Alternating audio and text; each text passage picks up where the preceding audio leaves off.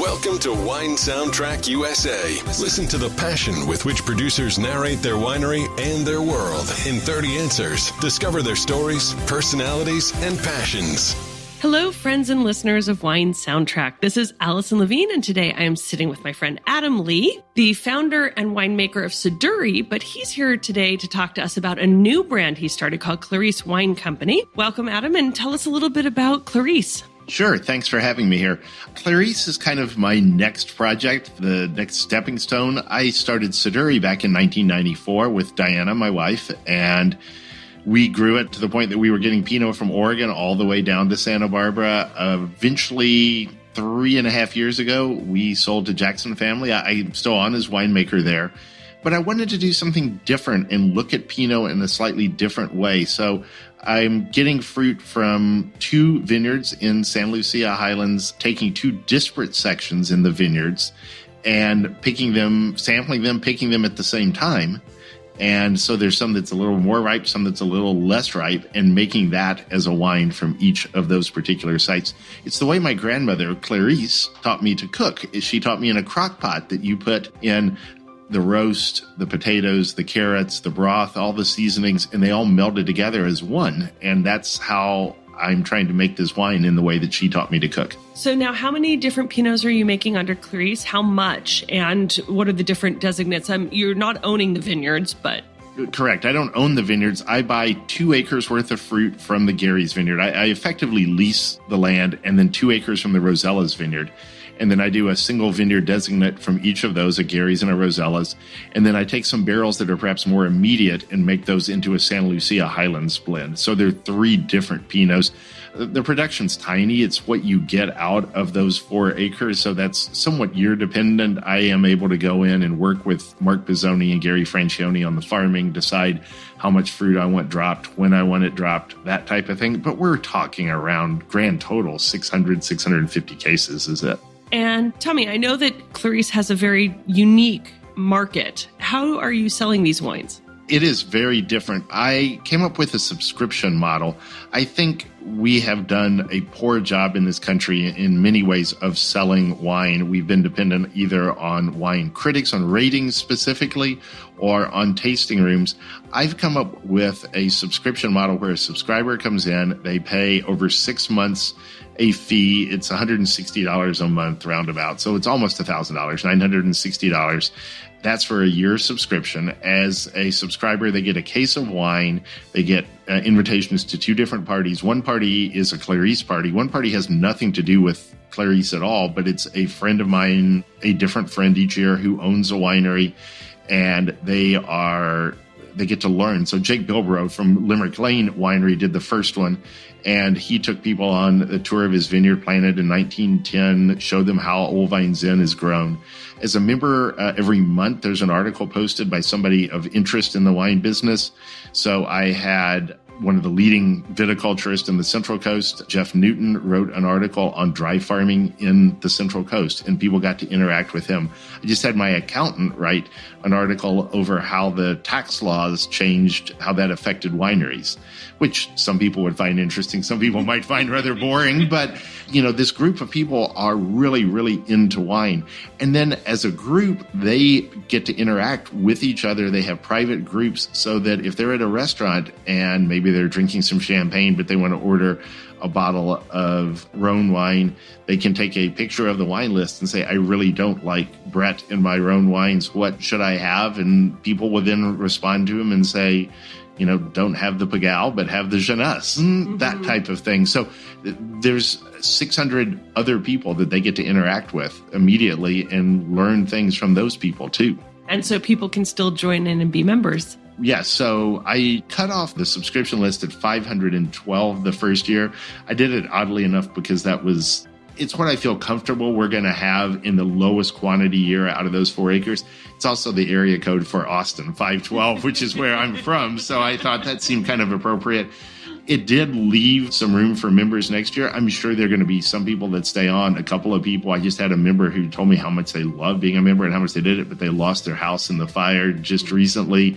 And so they're like, I'm afraid we're probably going to have to drop out next year. So yes, there is going to be room to be a member. Well, tell me, what is your first memory relevant to wine? It's funny. I grew up Southern Baptist and I never drank until I got to college. And once I got to college, I drank an awful lot, but it was not fine wine. I drank Ernest and Julio Rhine wine pretty much. We used to drink wine and play drinking twister. So if it was right hand red, you took a drink. If it was left foot yellow, you downed whatever you had in your cup. Really, with anything to do with fine wine, it had to do with college with a girl that I was dating at the time, and her family knew a bit about wine, and we went out before a sorority formal, and she ordered a nice bottle of wine, and that was kind of my memory of, hey, there's more to this than anything else. But I came at it pretty late compared to a lot of people.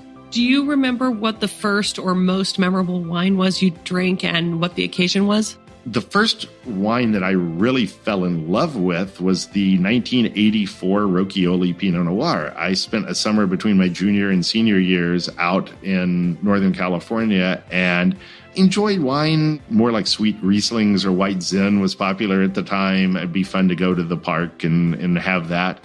But I remember going to Rocchioli Winery and loving the grounds, loving the vines, the Russian River. The whole setting was fantastic. And that was the first red wine I ever cared for. And that 84 Rocchioli Pinot Noir made a huge impression on me. That's where the love of Pinot Noir came to be, was the very beginning of it. So traveling the world abroad, what is the best foreign wine you've ever drunk? So I drink a lot of foreign wine. Right? I'm on a big Chateauneuf kick right now. One of the most amazing wines that I've ever had abroad, it was Diane and I, our first wedding anniversary, and we were over in Champagne, and we went to Krug. And it was not bad at all. But the thing that impressed me the most was we got to taste the Chardonnay component out of the barrel. They do barrel aging there. So we got to actually taste it out of the barrel, and it had not gone through secondary fermentation yet. It was there, but it was remarkable. The crispness, the weight, the density, and yet the liveliness to it. It was absolutely stunningly fantastic. And so that is a wine, not even a complete wine, not even a finished wine, but that just stood out in my mind and still does to this day. Wow. Yum. That sounds so good. Among all the populations of the world, who do you think drinks the best in terms of quality? I would actually guess the Spanish. And it's because I think the time I've spent in France, obviously, those of us in the wine business, we go around to great places and taste some really great wines. But I think there's a lot of just okay wine made in France, and then people go fill their jugs up, at the little local winery. I think France has more variation in weather than Spain does in many cases. Mm-hmm. I think the average Spanish wine at just kind of the lower price point is extraordinarily high. And I think that would probably be where I would point as to the place that they would drink the best wine on an everyday basis. What would you say is the most expensive wine in your cellar? Most expensive wine in my cellar right now might be a Magnum. I've got 3 Magnums of Claret Blanc, Claret that is made by Saint Prefer. They only do 1 puncheon each year. And I managed to get 3 mags of the 2015 vintage. I don't know. They weren't that bad, but it's $300 a mag, something like that. So I've been and had some more expensive wines. I've had all the first growth at times, but that's probably what I've got right now. And what in your cellar would you say is drinking the best right now? So I tend to drink young wines. I do think the 16 Chateauneufs, even though they're brand new, by and large, are drinking really, really well. I do have some 2010s from Chateauneuf right now that are hanging around that I think that vintage was fantastic. I know the 7s got a lot of praise. I thought they were a little bit overripe sometimes in certain people. The 10s, I think, are just a fantastic, fantastic year. And that would probably be, I've got a couple of the 10s from Jeunesse and a few other people. So I know that Pinot Noir is sort of your baby when it comes to varieties, but would you say that Pinot Noir or something else, is there such thing as a perfect variety? No, I don't know that there's anything that's perfect as far as variety goes. Pinot for me is what I truly love. It's what I've fallen head over heels with. I've definitely tried making other things, and I drink other things. I mentioned Chateauneuf here quite a bit, and obviously recently, but I think that you don't fall in love with something or with someone because they are perfect. There is something you like about some of the imperfections and challenges that go on with a person or with a grape type. And so I think that's where, for me, Pinot, it's not perfect, but I love it despite, or maybe because of, in part, its imperfections. It's a beautiful sentiment. So going back to what you had said in your idea behind Clarice Wine Company, what is your thought, or maybe you can expand a little bit about wine critics and scores? So I think, first off, you need to differentiate between wine critics and wine writers. I think wine writers are increasingly important. I think telling the story of what a winery is trying to do is really important. I think wine criticism and wine critics are important. They still play a role, but I do think that we've gone, and this is not just true of wine, but we've gone to almost crowdsourcing, crowd criticism of wines, of movies. I mean, back in the day, Siskel and Ebert were the leading movie critics, and people would go to movies based on 2 thumbs up or 2 thumbs down. They would avoid the movies. Now, you go online and you look at Rotten Tomatoes for movies and you see what a bunch of people think about the movies. I think that's true with wine as well. So I don't know that any critic holds the same weight that it once did. I know a lot of people are very critical of a 100-point rating system, and I get that. But I think if you buy it all into a rating system, the 100-point one makes as much sense as anything else. We could be drinking 2 different wines and you could say, I like this one better than that one. Well, if you're going to rate one a number, then that other one that you like better gets a slightly higher number. I mean, it makes some level of sense in that regard. I just don't know that wine critics are going to have the weight that they once did 20, 25 years ago. This is kind of an potentially easy question. As a wine consumer, red, white, or rosé? I find myself really falling with red most of the time, but that's not always true. I tend to be something of a seasonal drinker. Very fortunate living here in California that most every evening it gets cool enough that you can sit outside on the back porch and pop a bottle of red and it works fine. When I'm back home in Texas, where I'm from originally, and it doesn't get below 82, and that's at the coldest part, early morning kind of thing. So it's 85 at night. It's a lot of rosé and a lot of white wine that's drunk in Texas at my family's house. Mm-hmm. And still or sparkling? Still for me, but my wife has her own sparkling label called Fonte that she started a couple of years ago because she's passionate about sparkling wine. So there's a lot of sparkling that is drunk in our house as well. And of those sparkling wines that you're drinking, predominantly champagne or domestic? Predominantly champagne, although we have, I guess if you looked at what we have in the cellar, it's probably 60% champagne and 40% domestic. So it's pretty well split. And how do you approach food and wine pairing? What are your sort of rules, hard and fast or loosey-goosey?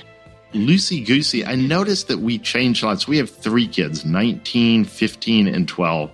We would have this idea that we're going to have a sit down and a wonderful meal and the family was going to sit around, and it never happened. The meal lasted 5 minutes. There was a lot more drinking before while you were cooking and drinking after when you were cleaning up. I think that as the kids have gotten older, that's changed a little bit. So we used to look for wines that drunk well by themselves, and we would enjoy those before and after the meal. We now are having more time to sit down and have a meal together and are looking for things that actually pair better with the foods in some ways. And do you have any rules about how wine and food pair together? Not particularly. I think we look sometimes at acid levels. So I think we're finding ourselves drinking more Oregon Pinots when we are sitting down and having a long meal. When we are knowing it's going to be faster, maybe you're just doing some quick fajitas or something like that, we may do something more bigger, richer California style Pinot. But it's more based on how casual or how much time we're going to have at dinner. And do you have any tips on how to remedy hangovers for those nights that you drink too much good wine, or going back to your college days of really bad wine? Yeah, I've had a few hangovers lately. Diane and I have been on this kick lately that we're going to drink better, but we're going to drink a bit less. We've got the better part down. We're drinking better, but the less part, we haven't quite figured it out yet. Well, the better it gets, the harder it is to It is, exactly. We went out to Gary Danko the other night and ended up having 3.5 bottles between the two of us. It was a rough morning the next morning. I have a friend who used to tell me that drink a glass of water for every glass that you have of alcohol of any sort, and you would feel much better. And I think that's probably as good as anything, that you basically just try to stay hydrated as much as you can in the process. Maybe take some Advil before you go to bed if you think of that. To me, the hardest ones are the non-planned drunks. When you have it planned out, okay, you put the Advil out, you put this out, so you got it all figured out. The next morning you might still feel bad, but you kind of have an idea for it. When a friend shows up out of the blue at the house and you open too many bottles, that becomes much more difficult. And something tells me when you're drinking 3.5 bottles of wine, that's a lot of water. You just don't want to float away. No, and he used to say the fact that you're going to be up all night going to the bathroom kind of makes you feel worse, too, in some ways, because you didn't sleep very well. Right. What do you think a non-drinker loses out by not tasting your wines? Well, for a long time, I was a non-drinker. So wine is, to me, the type of thing that it brings great pleasure. It has been part historically of life. It's been part of what makes life worthwhile for people for thousands of years. I think missing out on some of that history, and that's not specific to our wines, but I think we are trying to carry on to some extent that particular tradition. And I think I also think there's something about having some wine together, even like you and I are during this interview here, that brings people closer. And I think that's important. There are ways to do it without alcohol, but I think wine and sharing a bottle together, shared plates are popular these days at restaurants. And I have noticed that at business dinners, sometimes it's harder to go to a restaurant where it's all shared plates. But if you can relax and do that, then things go well because people are sharing something together. A bottle is something that is shared by people, and that is special. It evokes a congeniality of family, a whole type of atmosphere that doesn't happen if you are having your own entree, I'm having my own entree, you're having your own drink, I'm having my own drink. This is something special. Well, I appreciate that we're sharing a bottle of the Clarice Pinot Noir Santa Lucia Highlands 2017. It's a treat for me to try it. I am not yet a member of your club, but might be. Tell me, if space aliens were to land on your property, which of the wines from your cellar would you give them to taste? Well, so these are friendly space aliens? I mean, if they were non-friendly space aliens, I've got a few things there that I might give them, and maybe they would go back and not attack in some ways. Well, I mean, the obvious one would be something along the lines of Cigar Volant or something from Chateauneuf, because, Randall Graham put on the Cigar Volant label from Bonnie Doon, he put on a flying saucer because Chateauneuf did pass a law saying that they could not allow any UFOs to land in the area, and that has been successful ever since. So then if the aliens land, we'll just give them the wine that they came for, apparently, and then they will go back and it would work. I love that. So I don't know if you would agree with this, but probably to a degree that each vintage tells a different story. My question is, how much do vintages tell different stories? Do you see more similarities or more differences? So in the Siduri, when I am the winemaker at Siduri, but go back to, I started making Oregon Pinot in 1995. And at that point in time, Oregon had radically different vintages. They had years like 95, 96, 97 that were extraordinarily difficult, cold, rainy years. 98 then was a fantastic year. And all of a sudden I realized why we had gotten into Oregon Pinot to begin with. I think in certain years like that, the stories can be radically different.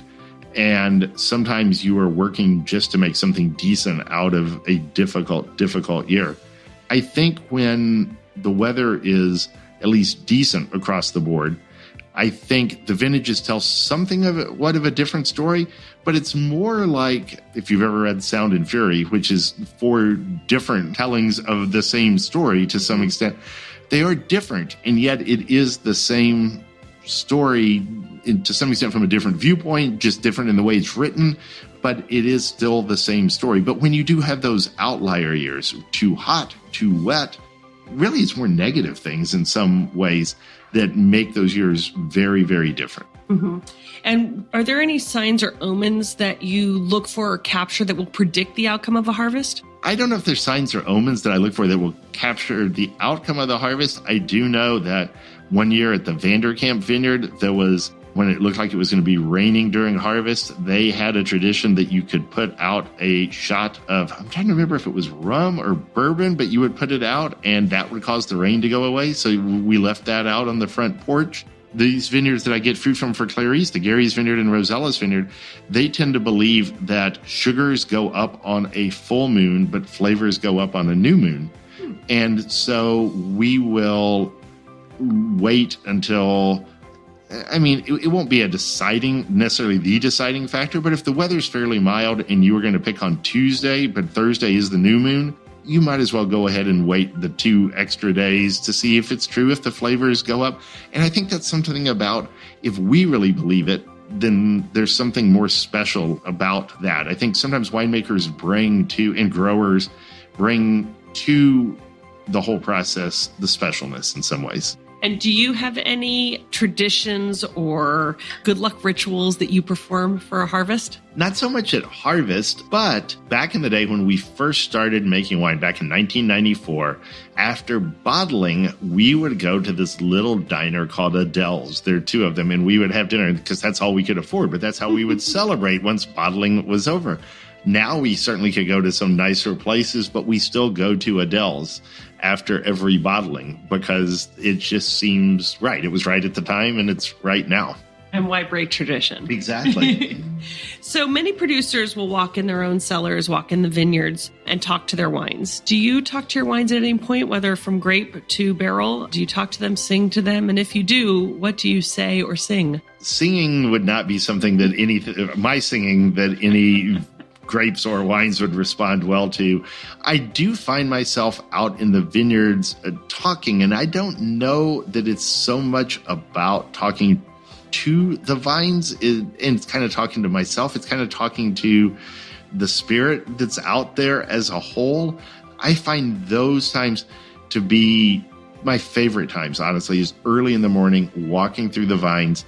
I will talk sometimes, but I also think it's important to be quiet sometimes and listen and hear and smell and take in things. I remember one year that we had a decent amount of rain, 2011, and Diana was walking through the vineyards and she told me that she could smell rot in a vineyard, that we were not quite, and it wasn't apparent yet on the vines, on the clusters, but just like kicking the dirt and smelling things that she could tell that we needed to pick the vineyard fairly soon, because if we didn't, things were going to kind of fall apart. So I listen. I do talk a little bit, but I listen as well. Some people read tea leaves in the bottom of a teacup. If you could read the bottom of a red wine glass, what would you want it to say? I like a little sediment in there. I like having something that shows that there's something left behind, kind of naturally made. As a kid, I learned, young kid, I learned to drink coffee because my parents would brew coffee and they would always have like some coffee grinds behind in the cup. And I would walk around as a kid and pick up the coffee cups and drink that. So things like that never really bothered me. And in some ways, it's reminiscent and appealing to it. I would like it to say that this is a wine that was made by somebody who cared about how the wine was made. And they made it in a way that in that particular year left a mark behind. I like that. So when you were little, what did you want to be when you grew up? A garbage man. I always wanted to be a garbage man. I thought it was the coolest job. They got to ride on the back of trucks. They would hang on. I had a pacifier when I was a young kid, not uncommon. When my parents insisted on throwing it away, I would sit outside and wish that the garbage man would bring my pacifier back. And I thought that maybe if I was a garbage man, I could get my pacifier back. So, When you're not working, how do you spend your free time? I write. I like to write a good bit. I've been hiking a lot more lately. Up in the foothills, not too far from our house, it's 5 or 6 miles, but it's like 50 flights of stairs. It's good. I like doing that. I used to say I'd love to read, and I still read an awful lot, but I find it's harder for me to sit down and read novels in the same way. I read a lot of articles. I mean, some of it's wine, some of it's not, but I like to do that. And then with 3 kids, it's fun to go out and shoot baskets, although my kids, even my daughter, they're all getting taller than I am very quickly, and they can kick my ass in basketball pretty easily right now. Any sports teams that you're a big fan of? Yeah, growing up in Texas, Dallas Cowboys was always a big Dallas Cowboy fan. I like to go to Warriors games. So my kids, my oldest son is 6'7", and he's 19. My youngest is 12. He's almost 6 feet tall and size 15 men's shoes now on him. So my daughter is like 5'8", 5'9". They've all gotten me into basketball because they play basketball. So it's not something that growing up in Texas was a huge deal, but because of them, I've learned to love it. So assuming your kids were of drinking age, if your kids' team won, what bottle of wine would you present them with? I don't know. I mean, champagne seems like the right thing to do to celebrate. Some grower champagne would be probably what we do. My 19-year-old, not that, of course, he would ever do this since he's not of drinking age, but he much prefers, he's the foodie in the family. He much prefers red wines. I think he likes Pinot a good bit, but I know he likes Syrah and Grenache a lot. So for a really romantic evening, which hopefully you get once in a while with teenagers at home, what is the wine that you would be ordering? Well, my wife loves champagne, so I know we would start out with that. To me, it's really about ordering a wine of a place that we went to before. I think that is something that's really special. So we went to Bordeaux. We led a cruise there a couple of years ago and went to Pavie. Very expensive. We're not buying Pavie all the time, but we had a wonderful tour, a wonderful tasting. Loved that. Having some Pavie would bring us back to that place. We went to Krug and Bollinger on our first anniversary. That brings us back to that particular place. It's more about recalling things that you did. We, on our honeymoon, went down to Santa Barbara and did the Santa Barbara Wine Futures tasting. We actually when we got engaged, it was down in Santa Barbara, and we had, if I recall correctly, some Brewer Clifton Chardonnay, some Albon Clement Pinot Noir. And those are wines that kind of bring us back to where we were. I like that. Romantic is memories. Yes. Absolutely.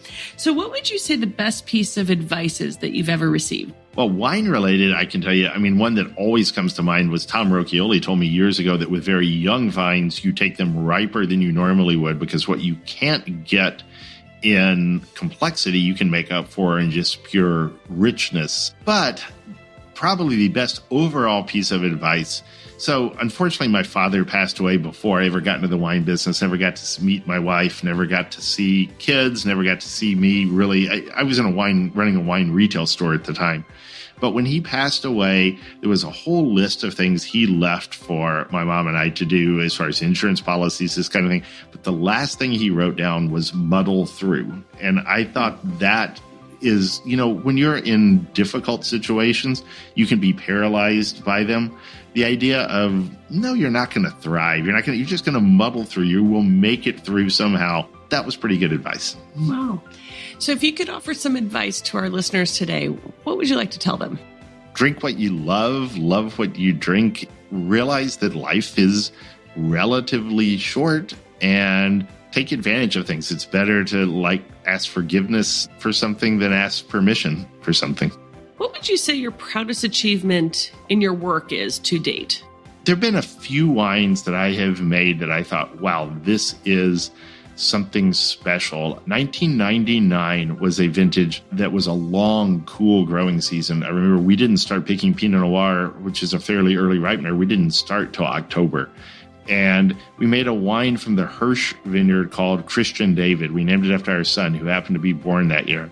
And it was extraordinary. I don't know why it turned out and as good as it did, but I just remember all along the process, tasting it out of the fermenter, thinking this is fantastic, but when we press it off, it's not going to be as good. And then we pressed it off and it was great. And then you just went throughout the whole process.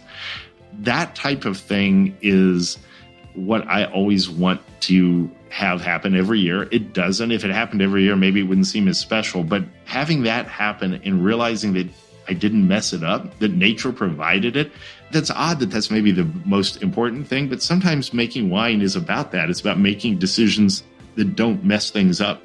So tell me, complete the sentence. A table without wine is like? table without wine is like a day without sunshine. It's still a day. It could be fine. It could be good. There's nothing wrong with it. But there's something special about the day where you just go out and the sun is shining and life seems just enjoyable that day. This probably I should have gone really to this one. My favorite thing is to take a day off of work sometimes and go to a baseball game, go down to a Giants game or an A's game, and you walk out and it's a day game. You're kind of in the darker confines of where the food is and where you go into it. And the minute you walk out and you see the field open in front of you and it's green and the sun is out, you know you're supposed to be at work.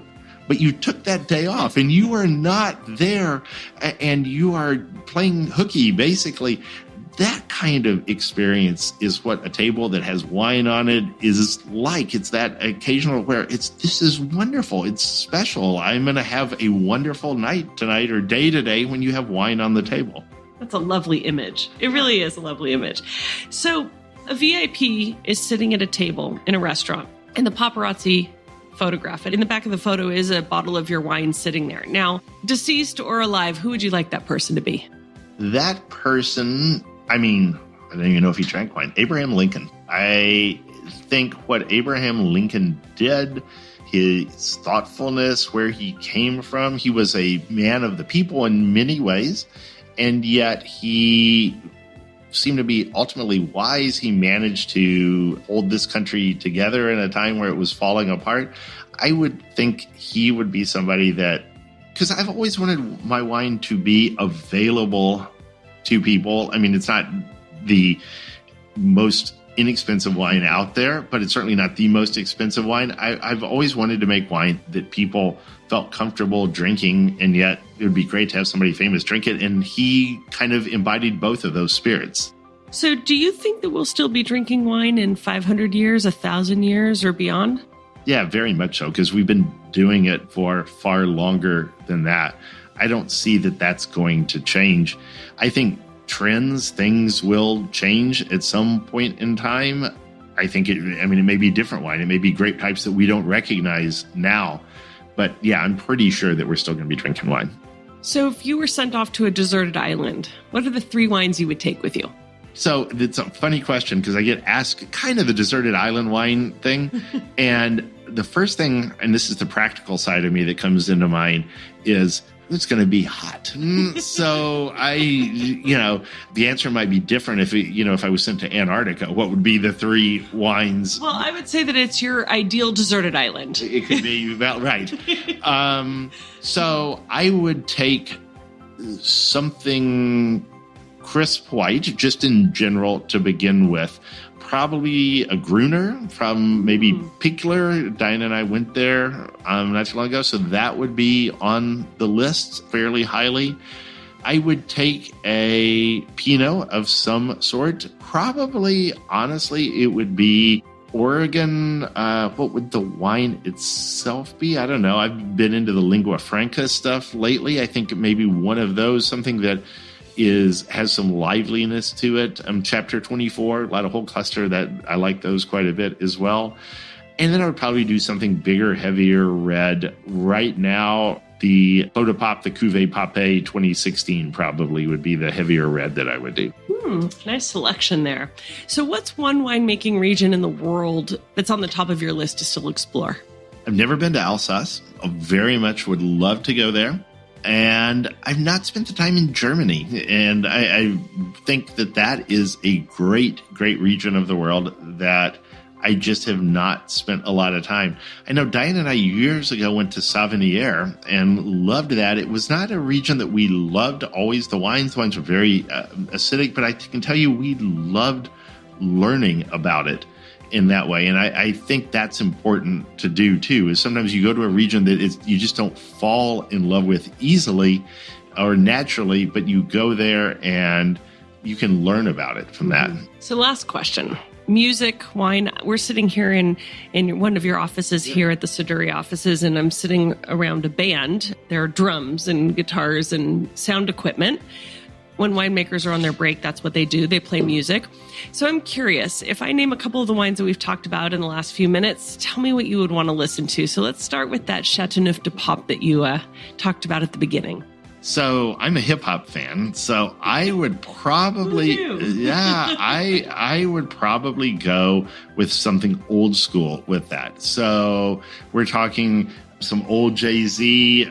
I love the song that he did called 30 something, where he talks about, he's kind of putting down young rappers and saying, hey, he has one line in there about them, and he's like, you drink Dom, but not rosé. I love that it's like, okay, you're not there yet. And I think a place, an old school wine like Clos du Pape that's been around for a while, things like that, kind of harken back to that. Hey, you haven't quite reached that point yet. Okay, what about that Oregon Pinot Noir you were talking about? Oregon Pinot, to me, is a little more Drake. It's a little more new school. It's a little, though, Drake's got this kind of melancholy aspect to him. I've actually been writing an article called Drinking with Drake, which is all the different wine that he talks about and alcohols that he talks about in his songs. But I think that Oregon has a little bit of that. It's new, it's exciting, and yet there's a slight melancholiness to it. There's always this feeling that there's another crappy vintage around the corner somewhere. What about your wife's sparkling wine? So that gets more personal in some ways. Wife is a huge Journey fan. Dinah has always loved them. So I would probably put on some Journey of some sort. I love Steve Perry's voice. I think it's amazing, and I don't know that I would do Don't Stop Believing, but something Girl Can't Help It maybe would be a good one, because Girl Can't Help It making sparkling wine and drinking sparkling wine. And last but not least, what about the Santa Lucia Highlands Pinot? Musically with this, oddly enough, I think it would be some kind of middle time Kanye West, which is, there's a song where he talks about looking back through the glass. And I think what I'm trying to do with these wines is look at things differently, look at vineyards differently, where there are different sections that ripen differently, but I'm trying to look at the vineyard as a whole. Instead of, in Pinot, we've done this where it's one section ripens perfectly and we try to get everything perfect. Instead, take a look through the glass and look and see the whole picture. And that's what I'm trying to do here. I could keep playing this game with you forever, but I'm also going to look back in the glass and drink a little bit of this Clarice. So before we go, can you remind people where they can find you and your wines? Sure. So you can go to claricewinecompany.com online.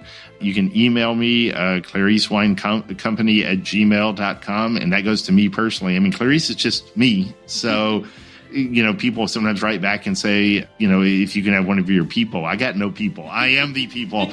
So reach out. But I would really love people to go online and just see kind of what I'm doing. I'm really trying to, in some ways, change Pinot Noir. I've got a few other Pinot projects, some other interesting things, trying to change the way Pinot is done in this country, because I think we've moved ahead a lot, but I think there's a long way we can still go. Well, fantastic. Adam, thank you for joining us today, and cheers. Cheers. Thank you. Thanks for listening to a new episode of Wine Soundtrack USA. For details and updates, visit our website, winesoundtrack.com.